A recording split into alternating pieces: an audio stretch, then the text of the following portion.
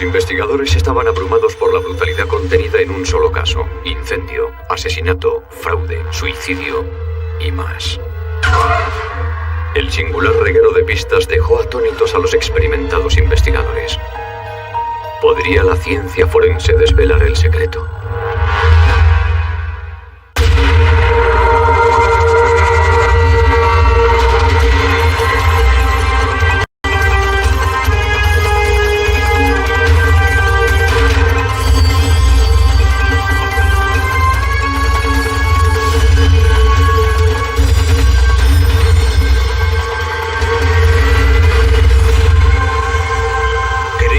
Imperfectos.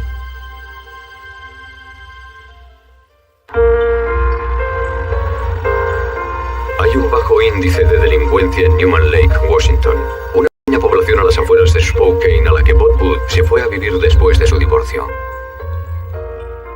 Lo que me gustó de Bob era lo mucho que se ocupaba de sus hijos. Él era padre soltero y yo por entonces también era una madre soltera. En ese sentido teníamos mucho en común. Bob tenía la custodia de sus dos hijos, Teresa, de 16 años, y Christopher, de 11.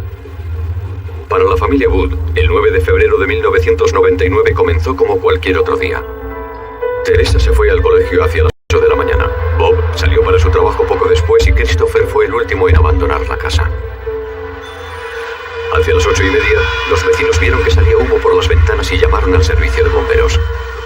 El director del colegio se presentó allí enseguida, diciendo que Chris no había ido a clase y que podía estar entre las llamas.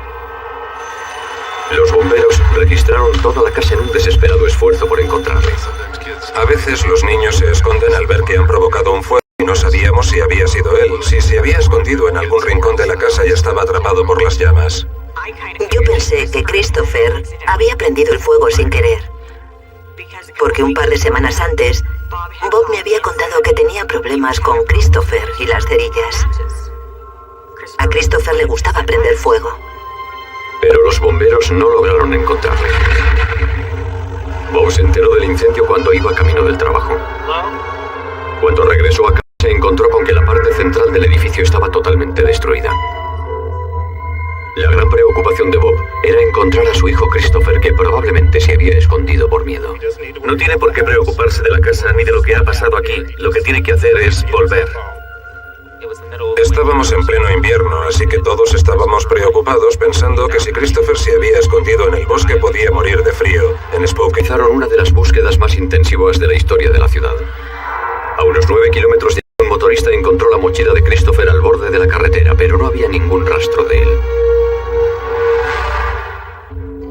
Mientras tanto, los investigadores necesitaban averiguar si el incendio había sido provocado.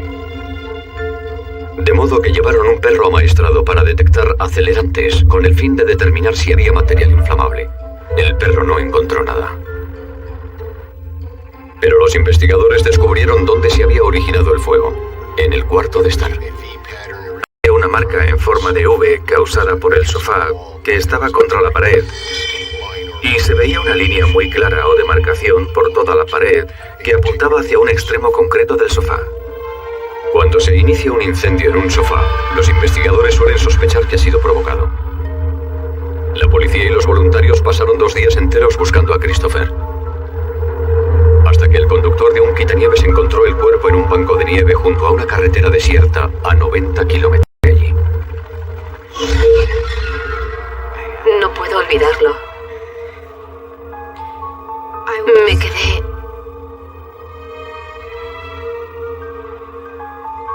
destrozada. Había marcas de ligaduras en el cuello de Christopher, prueba de que había sido estrangulado. Al parecer, Christopher no había sido asesinado allí, puesto que solo se veían las suficientes huellas en la nieve para demostrar que alguien se había detenido allí y había arrojado el cadáver a un lado de la carretera. Durante la autopsia, los expertos forenses no encontraron pruebas de que Christopher hubiera provocado el incendio. Al examinar las manos de Chris, no aparecieron restos de hollín ni de fósforo.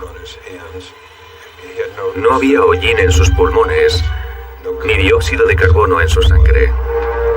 Pero los investigadores encontraron una pista que indicaba que Christopher había sido secuestrado.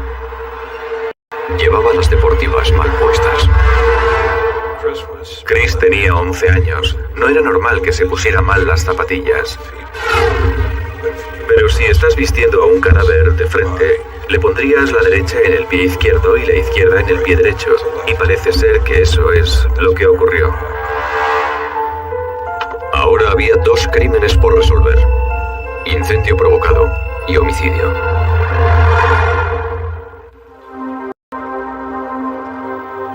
La escuela elemental East Farms organizó un homenaje a Christopher.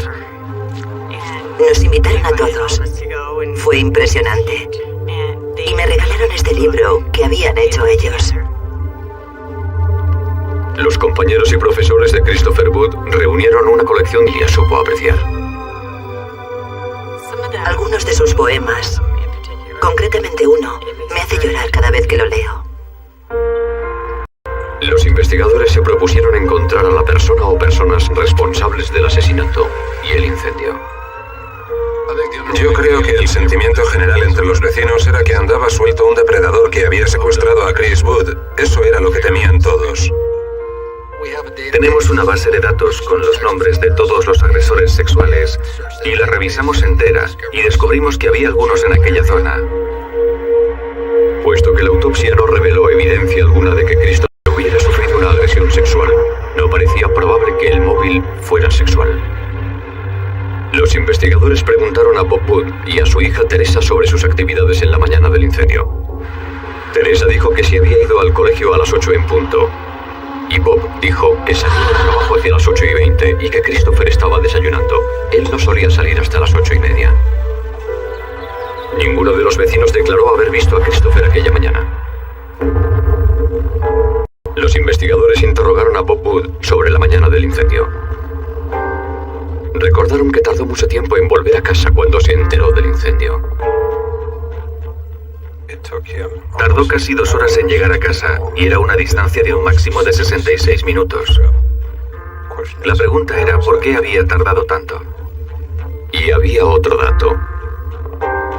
Los investigadores descubrieron que Bob mantenía un nivel de vida muy por encima de sus necesidades. Ganaba unos $100,000 al año vendiendo bienes raíces, pero gastaba mucho más. Se hizo un garaje enorme en el que tenía una caravana, motos de nieve y sus pequeños hobbies.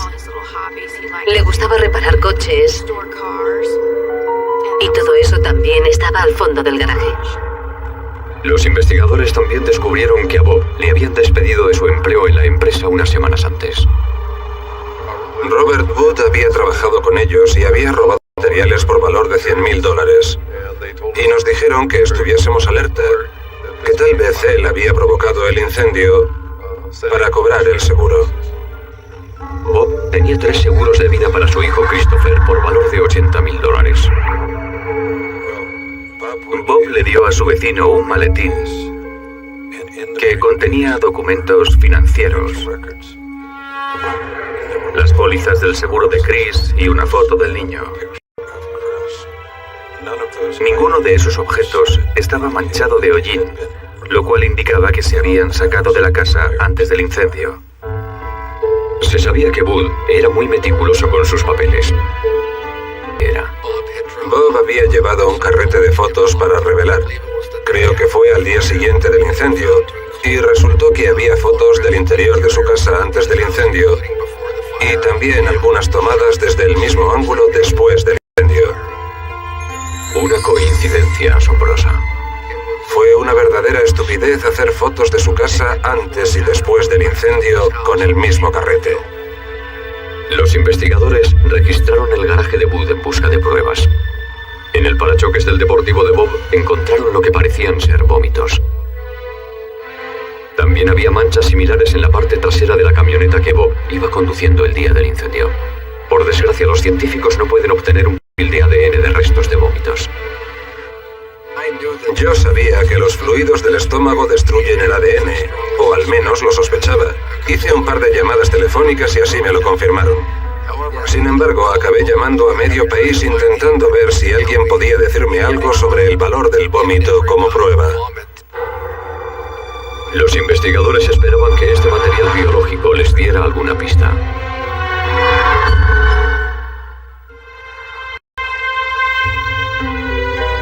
Los investigadores vómitos hallados en la parte trasera de la camioneta de Bob Wood y en el parachoques de su deportivo les dieran alguna pista sobre lo que le había sucedido a Christopher Wood. De modo que enviaron las muestras de vómito al experto en análisis microscópicos Bill Schneck, quien examinó el material con un microscopio de luz polarizada. Lo que encontré fueron pequeños restos vegetales, avena, partículas de harina y granos de almidón. Sobre esta base, Schneck pensó que se trataba de trigo y maíz a medio digerir. Para asegurarse, Schneck analizó las muestras con una solución de yoduro potásico. Cuando se pone una gota de esta solución en el vómito, los almidones adquieren un color como azulado o morado. La prueba dio positivo. Schneck sabía que la avena, el maíz y el almidón de trigo son ingredientes muy comunes en los cereales del desayuno. Encontró el mismo material biológico en la camiseta que llevaba Christopher el día del incendio. También encontró una bolsa de cereales Marshmallows Matties en la cocina de los Wood, que era lo que la hermana dijo que estaba desayunando Christopher la mañana en que murió. Tras examinar las manchas de vómito de la camisa, la camioneta y el coche, llegué a la conclusión de que todas procedían de la misma fuente, que sin duda eran los Marshmallows Matties. Los investigadores desarrollaron una teoría sobre cómo había sido transportado el cuerpo de Christopher. Christopher había sido así que sabíamos que tenía que haber ocultado el cuerpo de alguna forma. Empezamos a buscar los cubos de basura de la casa y vimos que solo había uno. Según los vecinos, siempre dejaba 2 cubos en la acera. Así que, ¿dónde estaba el cubo de basura que faltaba? Hablamos con la hija de Bob y esta nos dijo que al día siguiente del incendio, su padre había llevado la camioneta a un lavacoches, donde se la limpiaron también por dentro. Cerca del lavacoches, los investigadores encontraron un cubo de basura abandonado del mismo tipo que el que Wood tenía en su casa. Pero los investigadores necesitaban pruebas. Schneck observó que en ambos cubos había manchas de pintura. Examiné la pintura del cubo hallado cerca del lavacoches y descubrí que uno de sus principales ingredientes inorgánicos era dióxido de titanio. La comparé con la pintura del cubo de la casa de Robert Wood y descubrí que las partículas de pintura y la composición eran las mismas. Entonces, Schneck utilizó un escáner de electrones para analizar lo que había dentro del cubo. Encontró residuos de vómito que coincidían con el contenido del estómago de Christopher junto con unas brillantes partículas metálicas. Y estas partículas coincidían con los adornos de la mochila de Christopher. Después de examinar el contenido y todos los residuos en la ropa de Chris Wood, así como el material del cubo de basura y de la mochila, llegué a la conclusión de que Chris Wood había estado en algún momento dentro del cubo de basura. A pesar de toda esta información, los investigadores necesitaban más pruebas que relacionaran a Bob Wood con el asesinato de su hijo. Revisaron las llamadas de su teléfono móvil y comprobó que Bob estaba muy cerca del cuerpo de Christopher, a unos 90 kilómetros de su casa cuando le comunicaron lo del incendio. En otras palabras, se encontraba en el mismo lugar y a la misma hora en la que se habían deshecho del cuerpo de Christopher. Finalmente, los investigadores tenían que determinar si el humo y las llamas que habían visto los vecinos a las 8:30 pudieron haber sido producto de un fuego iniciado 10 minutos antes, a las 8:20, la hora en la que Wood había salido de casa. La ATF compró 3 sofás idénticos al que había en la casa de Wood. Queríamos ver cómo iba a reaccionar el sofá al ser expuesto al fuego, con qué rapidez iba a arder en su totalidad, cuánto alcanzaría la temperatura máxima y cuánta energía iba a producir el sofá. Dado el tamaño del cuarto de estadio de los Wood, el fuego tuvo que haber generado al menos 2.200 kilovatios de energía para que mostraron que el sofá en llamas generaría energía más que suficiente en ese periodo de tiempo. El señor Wood dijo que había salido de casa a las 8:20, por lo tanto determinamos que el señor Wood se encontraba en la casa a la hora de iniciarse el fuego. Bob Wood fue detenido y acusado de incendio provocado y homicidio en primer grado. Siempre me sorprende que la verdad resulte ser más increíble que la ficción. Este es el peor caso que he visto en toda mi carrera de alguien que provoca un incendio para beneficiarse económicamente. Dentro de la cárcel, Bob insistía en que era inocente. Yo nunca habría hecho nada que perjudicara a mi hijo. Era un niño muy especial. Era un buen muchacho y merecía vivir. Merecía vivir. Sin embargo, su exnovia declaró que no siempre había tratado bien a Christopher. Era muy duro con Christopher. Si Christopher hacía algo malo, inmediatamente le castigaba y le azotaba.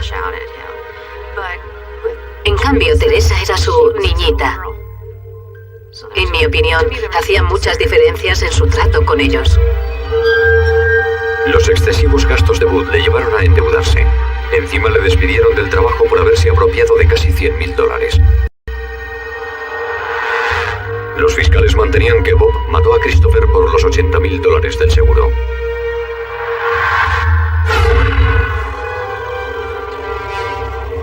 En una fría mañana de febrero, Bud esperó a que Teresa se fuera al colegio y después mató a su hijo. En el proceso, Christopher vomitó, dejando atrás las pruebas que más tarde implicarían a su padre. Bob terminó de vestir a Christopher, pero se equivocó al ponerle los zapatos. Mientras llevaba el cuerpo de Christopher a la camioneta, Bob rozó sin darse cuenta su deportivo, dejando restos de vómito en el parachoques. Metió el cuerpo de su hijo en el cubo de basura y lo puso en la parte trasera de su camioneta. Entró de nuevo en la casa, prendió fuego al sofá, cogió la mochila de su hijo y se marchó a las 8:20. Bob arrojó el cuerpo de su hijo sobre un banco de nieve a 90 kilómetros de su casa y allí recibió la llamada informándole del incendio. A la vuelta, Bob tiró la mochila de Christopher a un lado de la carretera. Lavó la camioneta, pero no quitó todos los restos de vómito. Después se deshizo del cubo de basura por allí cerca. Los demostraron que Christopher había estado dentro del cubo. Realmente no entiendo por qué le mató. El dinero del seguro no era suficiente para sacarle del apuro. Pobre Christopher. No sé por qué lo hizo. A menos que estuviera poseído por el demonio. Justo antes de comenzar el juicio, Bud se colgó en su celda. Lo más parecido a una confesión de Bob Wood se descubrió después de suicidarse. Recibimos una llamada de una vidente que nos dijo que le había visitado en la cárcel y que le dijo que solo había 3 personas que sabían lo que le había sucedido a Christopher. Él, Christopher y Dios. Shelley Kellogg rechazó la proposición de matrimonio de Bob Wood tan solo unos días antes del incendio y el asesinato. Algunos investigadores piensan que Shelley podría haber sido el objetivo inicial, pero que se salvó por la ruptura. La policía cree que si me hubiera casado con él, también me habría matado a mí. No sé si será cierto. Es pura especulación. Pero ellos creen que podría haber sido mucho peor. Habían desaparecido documentos de mi casa. Documentos personales, información de la seguridad social y la tarjeta de la seguridad social. Aunque el suicidio de Wood excluyó el juicio, los fiscales están convencidos de que hubieran obtenido una condena. Los científicos forenses son increíbles. Yo llevo en esto más de 20 años y siempre tienen algo nuevo que aportar. Ayudar a resolver un crimen produce una gran satisfacción personal. Yo solo soy una pequeña pieza del rompecabezas, pero en este caso concreto creo que hice un trabajo muy importante y eso me hace sentirme bien. No hubo testigos que vieran cómo sacaban de la casa a Christopher. No hubo testigos que vieran cómo arrojaban el cuerpo a la nieve. Fundamentalmente fue la ciencia la que resolvió el caso, y sí, eso es fascinante.